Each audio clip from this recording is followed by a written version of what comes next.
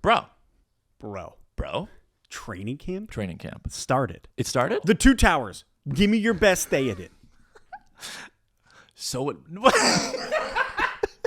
Remember, he's looking out the rain. I do. I send You you gotta that get that gift. straight face, though? So it begins. Bro, The Two Towers, it's the best Lord of the Rings movie. Then, I should watch Twin Towers today. Well, Two Towers. Are you sure it's not called Twin Towers? I'm pretty sure. It's the Two Towers. Yeah, bro. No. It is the best Lord of the Rings. Helm's Deep. Okay, are you a Helm's Deep or a Minas Tirith battle guy? Because obviously Minas Tirith, that's, in the Return of the King. Probably Helm's Deep, yeah. It's just so much better. It's so much better. It's so big. It's so big. Wide. And the ghosties don't come in and save the day. Remember how that happens? And you're like, I always felt like that was a cop-out. And I love Lord of the Rings. Everybody knows that. That's such a good battle scene for so many reasons. Helm's Deep? They have to climb the wall, and then they have the one suicide bomber, and then they're trying to climb up the bridge to get through the door. I feel like that was a very...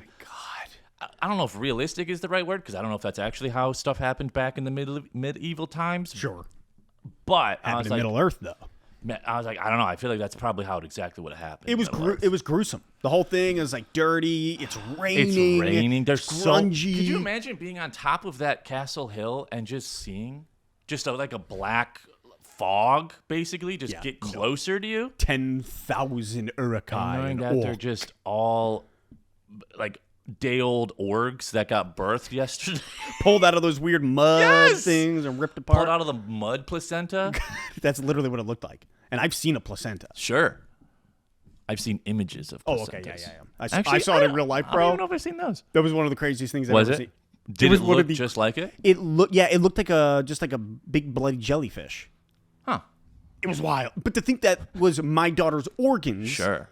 For all of those months acting as her organs. Crazy. Just like a crazy little bubble shield. Oh my God. Plus when Theoden calls out, now for wrath, now for ruin, and and they go riding down. Oh, that scene. Sorry, we're back on the Two Towers. From placenta. Two Towers, yeah. Obviously, I knew we were back on the Two Towers. And now we're getting back into the Lions training camp. Because it begins. Training camp is here. The Detroit Lions actually kicking it off. Thank God. Because there's only so much we can sit here and be like, let's speculate. No, after last episode where I was getting called out for not knowing any information, which is fine. You missed a few things. Sports has an off season for a reason. Sure. Fans need off seasons too. I know. And now my training camp has begun. Yeah, it has. I started putting on some sports shows, and again, the same thing. We're just talking about nothing. And I'm like, oh yeah, this is why I don't watch sports shows in the summer. Bingo. Because there's nothing to talk about. Yep. I don't want to talk about Philly. I don't want to talk about the Cowboys. Or Shador. Because that's all they talk about. That's it. Or the Steelers. I'm like, no, I'm good. We're not even going to talk about the Lions until maybe the Hall of Fame game. Yeah. You're right. And that's in 10 days. 31st? Yeah. End of the month? Yeah. Today's the 21st. Yeah, 10 days. 10 days. Dang, bro. Oh, my God. Speaking of, speculation. I love that. Alex Anzalone. Yep. Was at camp. So I heard. However. Did not practice. He didn't practice. So this is where somebody at the press conference asked Campbell. They were like, "Hey, Alex Anzalone's here." And they asked him, "Is it a hold-in situation?" Because obviously hold out, Trey Hendrickson not showing up, not doing anything. Hold in, my man's at the facility, but he's not on the practice field. Hold-ins are a lot more rare. Well, yeah, because I think you're not. You're like, "Hey guys, I'm a part of the team." It's so tough. Tell me what's tough. I don't understand how. I think we see this the most in football, like holdouts for contracts. Absolutely. I don't really know if we see this in as much in any other sport. But it's like you hear all of these guys when they have these holdouts. You hear the rest of their teammates being like, "Yeah, man, I get it. Like it's gotta get paid. Go and get your money, but like you're really effing us over in the meantime, Yeah. or like it'd be super cool if you were here, but go get your." It's like I get it. I think. I mean, if I was so this is what's crazy about what you're saying. I'm driving home thinking about it. I'm like, here I am at 33. To be 33 in the NFL, you've made it. Old. Like, you have made it a long time. The only really quarterbacks are making it there, maybe some O-linemen, depending, like that guy on Philly. Over a decade. Yeah, like, that's a long time. And I'm thinking to myself, if I'm 31, Alex Anzalone, if I'm 31, you're coming to the very end. Yeah. NFL, not for long. And so I understand where you're like, I can't imagine being the age that I'm at now and being like, what am I going to do for work for the rest of my life? If you're somebody who's not making a ton of money and you spent it poorly. I feel like Anzalone's made his money. I feel like he's wealthy for the rest of his life. I would hope so. So I'm like, bro, come on. We need you, but I get it, but we need you. There's no way he doesn't play. There's no way. There's no way. There's no way. If or does he request a trade at that point? Not a chance. Not if he loves the city, if he thinks we're going to win a Super Bowl, if he thinks we're as good as we are. No. There's not a chance. No, because where are you going? But he wants that contract, and he's holding in, even though Campbell said, I refuse to believe that that's the deal. Didn't we sign somebody? Didn't we? We signed Ratledge. Yeah, so we got the O-lineman Ratledge, who took all his reps at center, except for like Glasgow took a couple walkthroughs at center. Okay. We'll get there, though. Anzalone. Sure. How do you feel? Do you think like, hey man, this is going to continue on? Do we give him the contract, or is he asking for out? Does he play in the Hall of Fame game if he's not signed? That's a good question. I don't know what starters we would even run with. Oh, that's true. It's not even a real game. My bad. Yeah. And it's the first preseason game, so I'm like, do you even run reps? If we don't get him signed by the Hall of Fame game, now we got something to worry about. Yeah, that's concern. If we start playing and he's not, like, I'm not worried about him missing like training camp. I'm not really worried about conditioning because he's doing all that on the side. Yeah, he's taking care of business. He's a professional. He's a blonde-headed professional. And no, I definitely think he plays, but if I don't even see him missing a regular season game. No, absolutely not. But I also don't see us not giving him a contract that he will agree to. Could you imagine if it doesn't get done and we have to like choose a side? Like details come out that we don't know yet, and then we have to decide: did the Lions do him dirty, or did he do us dirty? Is he doing us dirty? Like, is he just being a little? I don't want to live mofo? in that world. I know, but I don't want to live in that world. Each day that also we haven't signed to Zadarius Smith yet. Each day that freaking Anzalone goes by, we're closer to that reality.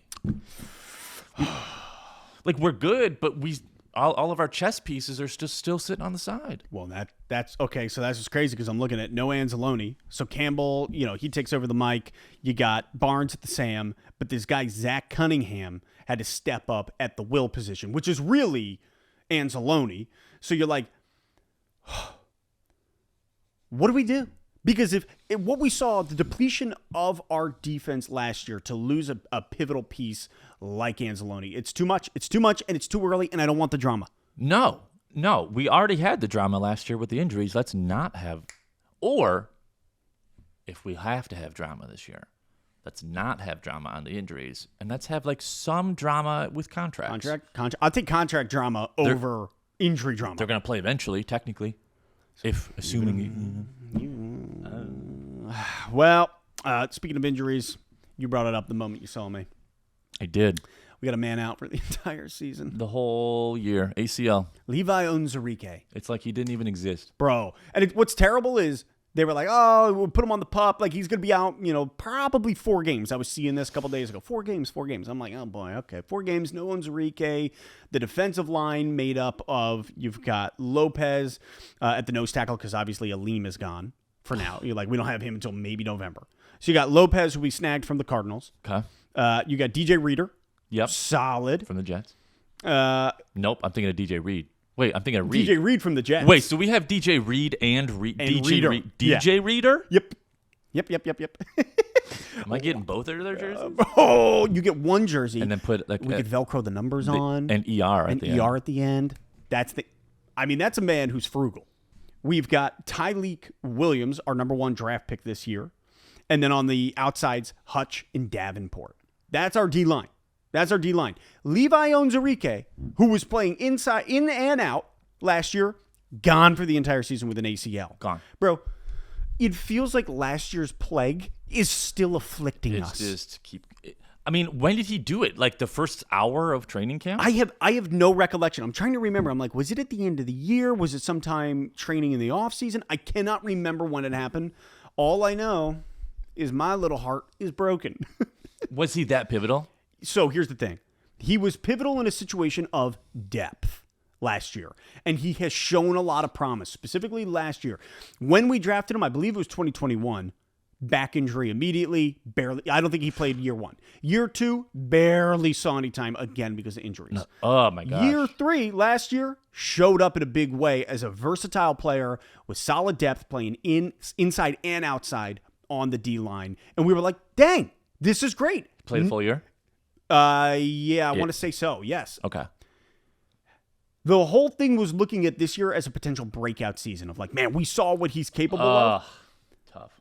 And then here we are, because he played 697 snaps last year, 5th most on our defense, and 1st most on the D-line because of the ghost of Cubone's mother. Which, God, what a sad storyline in Pokemon. Cubone's mom, Lavender Town, Cubone's mother. If you guys haven't liked and subscribed to the channel and or called or texted into our Google Voice number, what are we doing? We have some mail that we're going to get to. You've got mail. We have a call and we have a text. If you're not jumping on this train, what are we doing? 697 snaps. Man. 5th most snaps on defense. The 1st most on the D-line because of the depletion of everybody. So, like, losing Levi blows because this was poised for the breakout year, seeing what he was able to do, the versatility, the depth, all of it. This kills. This kills, and we haven't even gotten to the first preseason game. Are there any potential replacements that are on the trading block? So this is what's interesting. You got some people calling for, hey, let's look outside the Detroit Lions organization. You have other people saying, let's look within. Sure. I see both sides. Within, it looks like O'Connor. I don't think, let me see here. Did I throw his name in? Oh, yeah. Most likely replacements, Wingo, who played solid but missed half of 2024. I think I remember him, yeah. And O'Connor, who played under our current D-line coach, because we lost our D-line coach, and then we went and got one from Tampa Bay, which I like. That's fine. Casey Rogers. And he played under him, and it seems like he was taking a bunch of reps yesterday at it. It feels like O'Connor is the most likely replacement for Levi. Perfect. So it just sucks to know that a little depth is already being bled into. Yes. Before anything has even happened. From there, we've got our O-line. They took some 11-on-11 reps. Okay. And I don't know if you heard, Decker is on the PUP, so he physically unable to perform. So he'll be out, it sounds like, through that Hall of Fame game. So it's only 11 days, 10 days. Any reason on the PUP? I did not see. Okay. I did not see why. I don't know if it was declared or not. All I know is he's on the PUP through the Hall of Fame game, most likely. Okay. So at left tackle, Dan Skipper took over in those 11-on-11 reps, which makes sense. We like him. We love Dan Skipper. Everybody loves Skip. From there, Mahogany at left guard, to be expected. Okay. You've got Tate Ratledge at center, who took basically every single snap there, except for a couple of walkthroughs where Glasgow took it, to be expected, because at this point, we're like, Tate, this is your job. It is now. It's your job. So here are the keys. Do the job. Here's the keys to the car. Glasgow at right guard, Keep and it then running. Penei Sewell at right tackle. Bro, did you finish quarterback yet? Bro. I was just thinking about this scene in Creed where he becomes manager and he pulls up and he says, keep it running.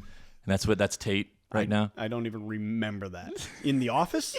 I remember him when he became manager, but I don't remember him. Who did he throw it to? The camera crew. God, I loved Creed. He was my favorite character. It was probably like a 4-second shot. He was the best. Anytime when he was doing the cartwheels, he really wanted to do one for New Year's resolution. Yeah. And then he starts swearing at Aaron. You. Yeah, dude. What a show. I've been thinking about rewatching that, but no, it's funny. Taylor and I think both of us have only watched it through consecutively once. Together or separate? Separate. Sounds like it's time to. Oh, sounds like it. Run that back. That'll probably be a good winter, fall. Ooh, yeah. Yeah. Welcome to You've Got Mail. First, let's take the call in from our boy, Jim Davis. Jim Davis, let's hear what you got to say. Thank you for calling. Let's Talk Lions. You've got mail. You've got mail. My name is Jim Davis. I just wanted to comment. I think last year both offensive and defensive coordinators sold us out in the playoffs. I don't think Detroit should have allowed any of their coordinators to go to any job interviews or seek any employment until their season was over. The weeks prior to that, when they played Minnesota and smoked them, both coordinators had great game plans. When they went into this playoff game, that was the poorest game plans both those coordinators had. It was a joke. They sold us out. If we'd have stayed to a heavy running game, controlled the clock, Washington would have never scored that many points. No, that was the poorest game plan. He's not that wrong. Both those coordinators came He had out a with. very bad game. They sold our asses out, and you can't. I don't care how good your players are. When your coaches aren't prepared for a football game because they're off worrying about a new job, okay, that's a joke. And I don't hear enough people talk about how these two people sold our asses out, because they did. But other than that, I enjoy watching your show. Have a good day. Jim Davis, we appreciate you. Jim Davis, we appreciate you. I'm also like 80% positive that Jim Davis is Dan Campbell. Okay, That's what I was laughing about when I was like, "You're telling me this isn't a disgruntled Dan Campbell?" Bro, that's one of the funniest things. I was dying. I was trying to pay attention. I was just like, no, "There's no way." You should tell me hit pause, because I would have looked at it totally different. Jim Davis, thank you for calling. We know you're Dan Campbell in disguise. In disguise. And you're pissed at Aaron Glenn, and you're pissed at Ben Johnson. And I don't blame you. You know what? He does bring up a good point, and I'd love to know your thoughts, right? That's a great point. First of all, thank you for calling. You've got mail. Yeah. State Punk 14 is here with us today. I Hated that. Yeah, I didn't love it. So I guess I've struggled with the fact that I see it both ways. One, when a team like the Lions is out January 9th of the playoffs, and we don't stand a chance. Matt Patricia's been fired. Bevel was our interim head coach, and you begin the hiring process of a head coach. Sure. As a crappy team, crappy organization, you have the opportunity to get one of the best kids on the block. Right? You get your interviews going. It gives you opportunity to be able to say, hey, who are we looking at? Let's interview them all. Let's interview the ones that we're interested in. Yeah. At the same time, there are certain rules and regulations around what coaches are allowed to do if they're in the playoffs. Okay, that's what I thought. So with us being in the playoffs, I don't know if you can't have in-person interviews. I forget the comment below what it is. I think it is you're not able to have a second interview. You're allowed to do a first interview with the team, but not a second interview while you're still in the playoffs. So with that would mean that Ben Johnson, Aaron Glenn each had preliminary interviews with the Jets, with the Bears, but you can't go through that secondary process. You can't do more than just that. Fairly certain. What that allows is a crap organization like the Bears to say, hey, at least we've interviewed him. We told the man, we want you, but now we got to wait for you to go through the rest of your season to be able to get you. So, on one hand, I understand interviews being allowed. At the same time, I agree with Mr. Jim Davis here, where I'm like, it's kind of bogus that these guys are interviewing for jobs while they still have a job that is in the path to the Super Bowl. Do we have verification that they interviewed prior? Yeah. Oh yeah. Okay. Yep.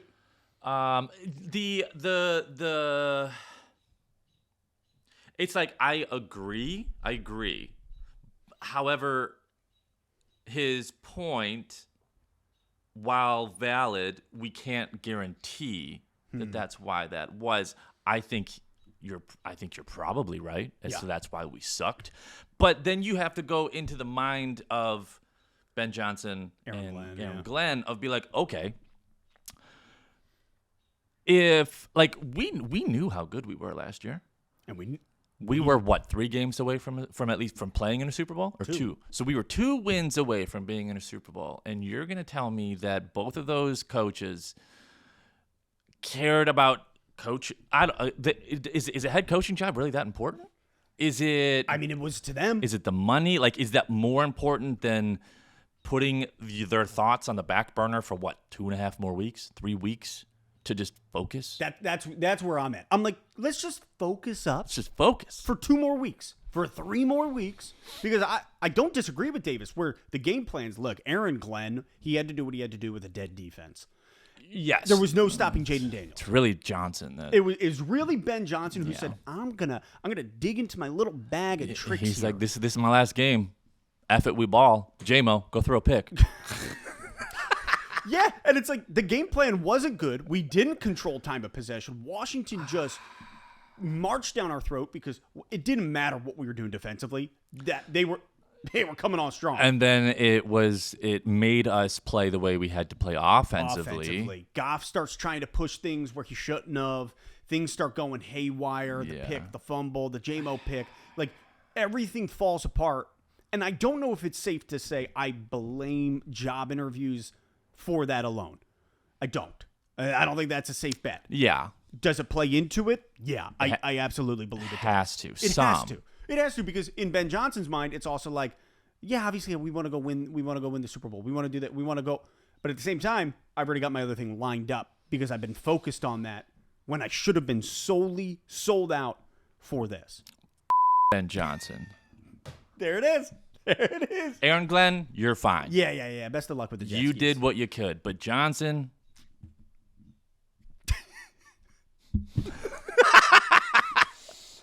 I don't disagree with Davis. At the same time, I mean, it's a business, and these guys are just trying to make business moves for themselves. I don't know. That's just... It just makes you not like Ben Johnson even more. Yeah.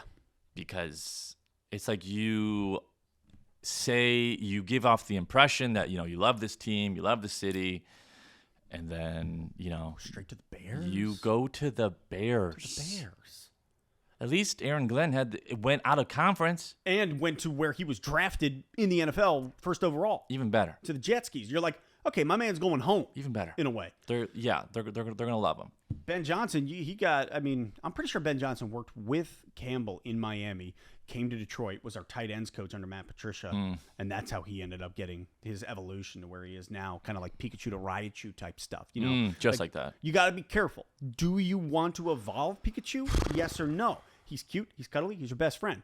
But Raichu, we're talking some heavily increased stats. Heavy, but like, what do you do you like emotion more? Or do you like power? That's my problem. Because yesterday I had a choice. Hitmonlee or Hitmonchan. What am I going to do? Every time I've played Pokemon, I'm going Hitmonchan. For the first time in my life. Hitmonlee? I went Hitmonlee. How do you feel? I love it.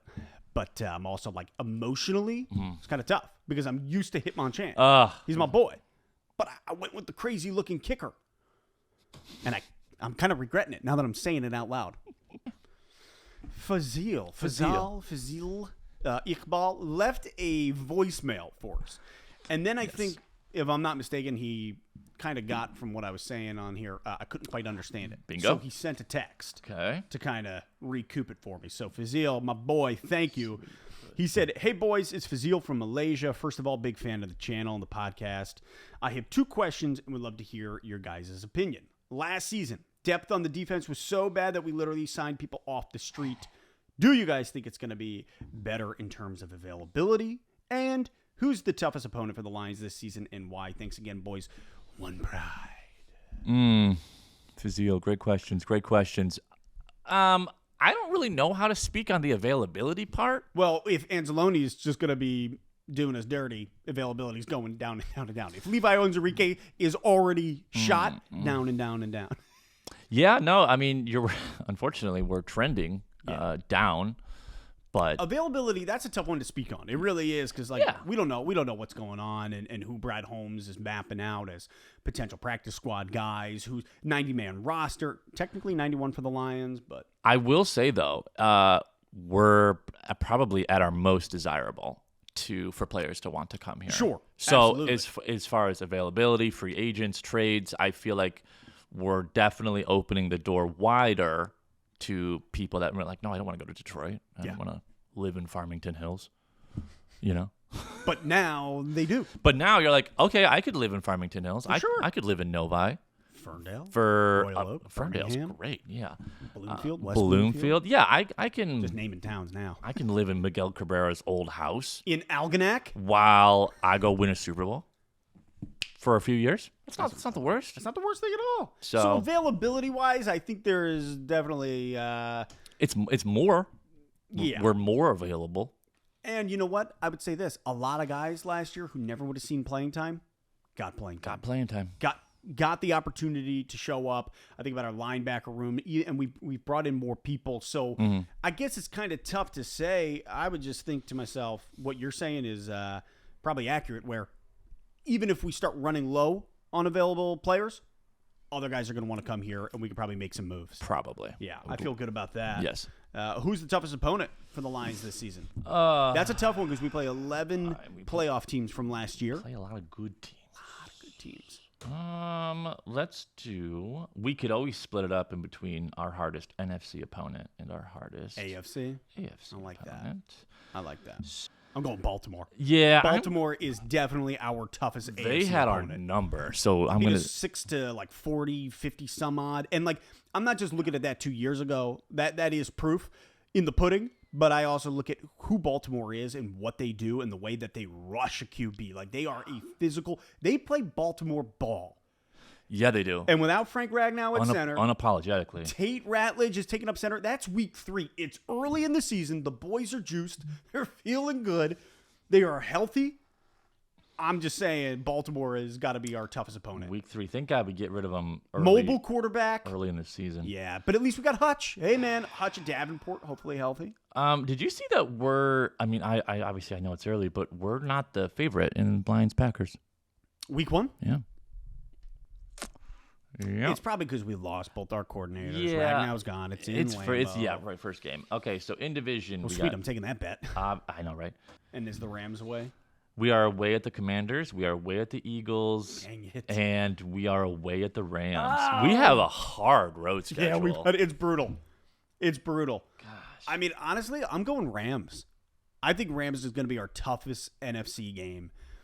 Outside of our division, those are always tough. They're different. Yeah. But I think when I look at the Rams, we've had their number now the last 2 times we've played them. And I think at L.A., Stafford, they get Devontae Adams. They lost Cup, though. They Devontae did, but Adams they Devontae. That feels like a lateral and or a subtractive move. Okay, I would all right. take You Cup think over. Okay. Yeah, I think Cup is still rising and Adams is declining. Not much, but I think that's where they're heading. I'm going to go LA Rams. I think that they are definitely one of the most difficult. And like they just pack a punch every single time. They pack a punch every time. I want to play Philly. That's the game that I'm most excited for. Is it going to be difficult? Absolutely. Yeah. But there's something about LA, that Goff storyline. Oh, yeah, you're right. I forgot both. Yeah. You know, like that's never going to die until one of those 2 guys retire. How long is Stafford playing? I'm probably taking the Commanders because I think obviously that's going to be a tough game. But then you have the emotional aspect. You have the you're right. revenge aspect where it's like, dang it, if we don't control our emotions in that game, dang it, we could beat ourselves. Oh my God, I'm rescinding mine. It's Washington. Yeah, you're right. Washington's tough. It's is gonna be tough. 425. I have a thought for a segment. Sort of, or it's like a fun little game that we could play. And I like games. It's start, sit, trade. And then you just come up with 3 people, either on your team, different teams. I like that. Which ones do I want? I like that. I feel like that could be fun. So if you have people in your mind that you want us to play the game, start, sit, trade. Drop it in the comments. Give us some wide receivers. Give us some running backs. Who do we want? Who... ask us the hard questions. I like that. Make it compelling. Make us have to trade Goff. There's not a chance. Exactly. It's not happening. Someone will figure it out. Josh will Josh will do it. He'll do it immediately. So yeah, I'll trade him for my daughter. I think it could be fun. Okay, done deal. Yeah. I like it. I like it. Well, that is it. That is it for another episode of Let's Talk Lions. Training camp is here. We'll continue to cover it as we do. We'll be back next week. This is a regular rhythm. If you haven't figured it out yet, what are you doing? Regular rhythm where we'll be putting out on Mondays a full podcast episode, the 2 of us. Full podcast. Josh when he's able to, some Nice other people as well. Keep calling in. Keep sending texts. keep it going because this has been a ton of fun. It has been a ton of fun, and as always, Ben Johnson.